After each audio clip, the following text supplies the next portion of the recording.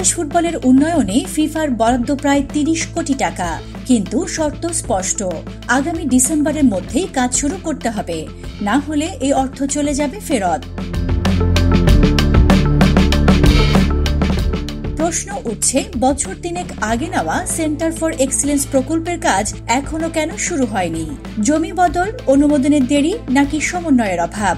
আজ কমলাপুরে FIFA forward প্রজেক্টের আওতায় নির্মিত নতুন মাঠ উদ্বোধনে এসে যুব ও ক্রীড়া মন্ত্রণালয়ের উপদেষ্টা আসিফ মাহমুদ সজীব ভুইয়া বললেন, ফান্ড ফেরত যাওয়ার আশঙ্কা নেই।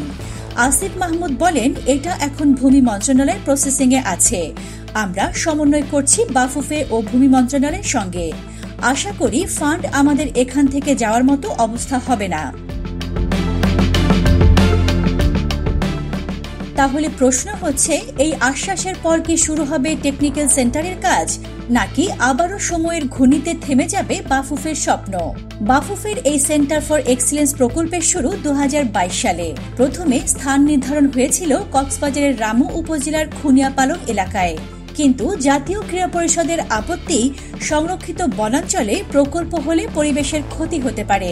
এরপর নতুন জায়গা, একই উপজেলার রশিদনগর ইউনিয়নের ধলিরছড়া, প্রায় ১৫ একর জমিতে এখন তৈরি হবে আধুনিক ফুটবল কমপ্লেক্স, যেখানে থাকবে প্রাকৃতিক ঘাসের মাঠ, কৃত্রিম টার্ফ, জিমনেশিয়াম, সুইমিং পুল, এমনকি খেলোয়াড়দের জন্য একাডেমিক ভবনও।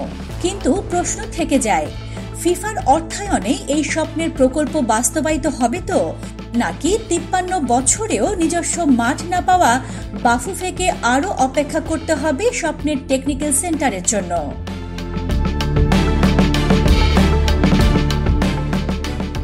ক্রীড়া উপদেষ্টা বলেন, আমাদের খেলাধুলার কোনো ভিশন নেই। আমরা গাধার মতো একদিকে চলি, যেদিকে চোখ যায়।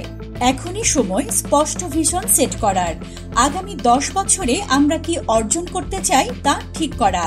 তাহলে কি এই সেন্টার ফর এক্সিলেন্স হবে সেই ভিশনের শুরু, নাকি আবারও কাগজে কলমেই আটকে থাকবে বাংলাদেশের ফুটবল উন্নয়নের স্বপ্ন? উত্তর এখন সময়ই দেবে। কাজ শুরু হয় কিনা ডিসেম্বরই বলবে তার জবাব।